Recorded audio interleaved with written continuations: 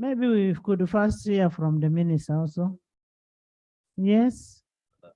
Right Honorable Speaker, we are going through as a Fort Port a painful process because of getting a city service commission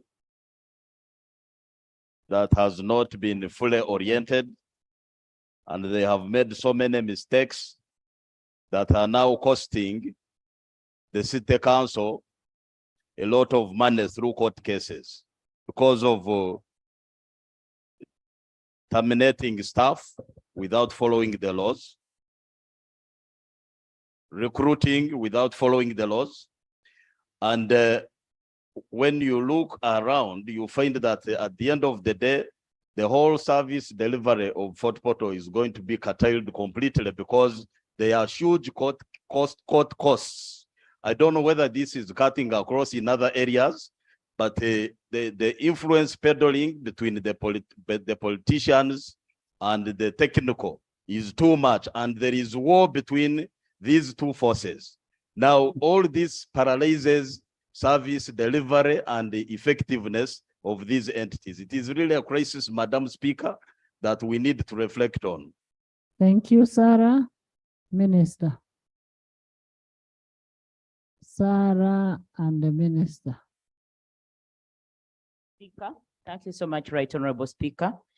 Right Honorable Speaker, I wanted to give Honorable Agnes information, but I didn't get a chance. Okay, She was Honorable Minister. But now I can give it. No, Honorable Speaker, allow me to submit, please. Honorable Speaker, the issue of contractors being managed in Kampala should be handled. Some contracts are managed in Kampala. The procurement is done in Kampala. The contract is done in Kampala. And the money for that project is deposited on the district's account. Some of those contractors are overloaded. We have a contractor who is managing a seed school in Luero. The same contractor is in Nakasongola. So my seed school in Chikamla has failed 3 times. 3 times the man has been brought back to Kampala.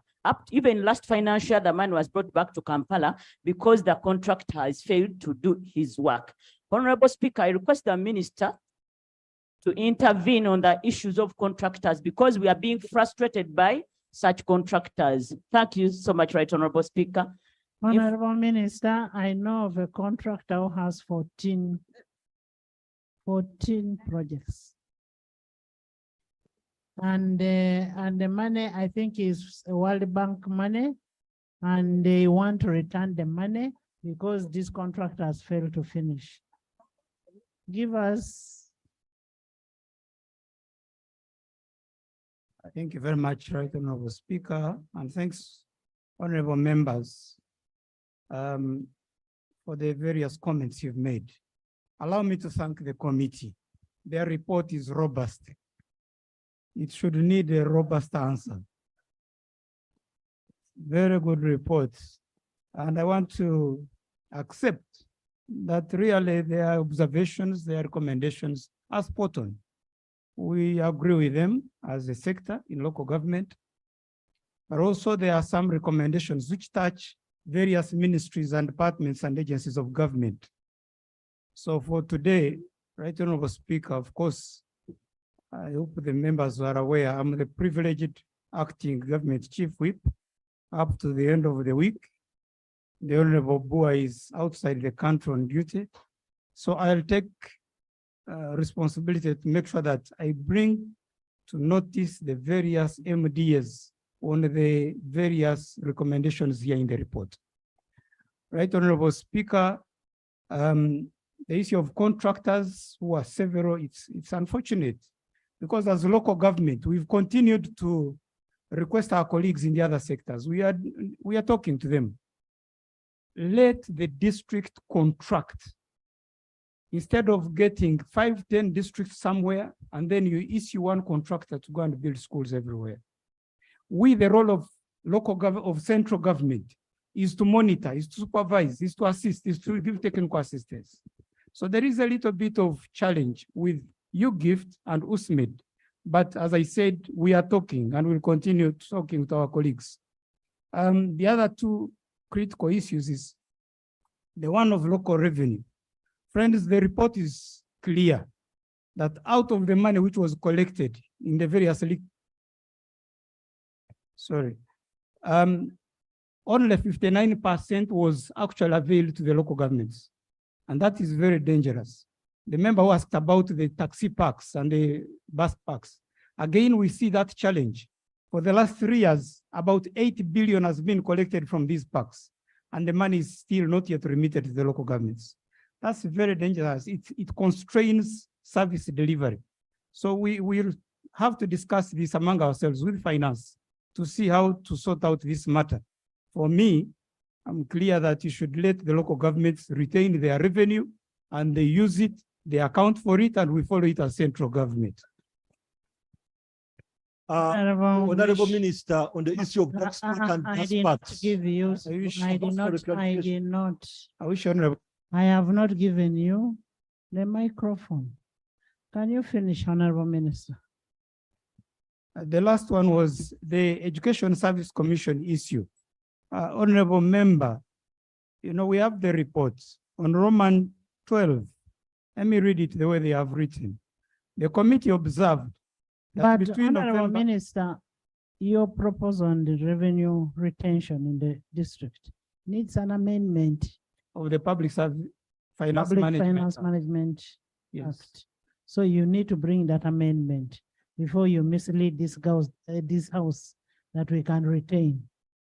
As Chief Whip, I'll make sure that I whip finance to do the needful within this week.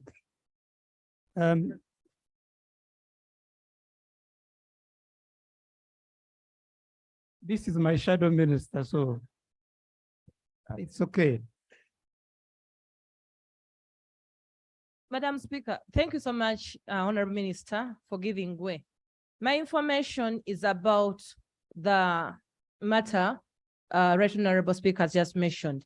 When you critically look at the laws, it's very clear and provisions are made for locally raised revenue and for local governments to be independent. Much as it was provided that all locally raised revenue should be put, all revenues should be under the consolidated fund, but a provision down under the same law in Public Finance Management Act exempts locally raised revenue of local governments. So only finance is finding a reason of not remitting that real revenue to the local governments and trying to hijack, I should use that word. Attorney General made it. They are not hijacking. Right Honorable Speaker, the final issue, the one of Education Service Commission, I was pointing out, the report itself is clear. The committee observed that between November 21 and June 22, the Education Service Commission undertook a countrywide validation exercise and established that 631 teachers had forged documents, appointment letters, and posting instructions, and the matter was referred to the Director CID. Now, where are these recruited from? The page before says the accounting office has explained this matter.